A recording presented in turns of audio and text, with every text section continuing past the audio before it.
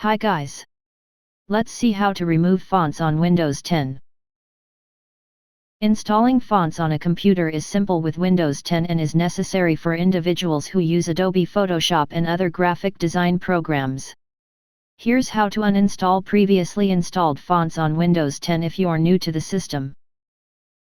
To quickly go to the fonts management on your Windows 10 PC, head to the C:\Windows\fonts in the Windows Explorer or use the Run command by pressing the Windows key and R and enter the path shown above. Once you open the fonts settings, all the installed fonts will be visible here and you can choose the ones that you want to remove.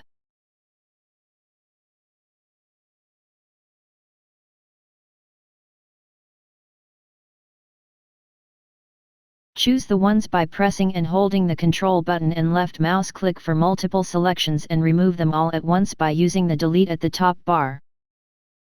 Alternatively, you can go to the font file in Windows Explorer and right-click on it to remove it by choosing the Delete option from the menu.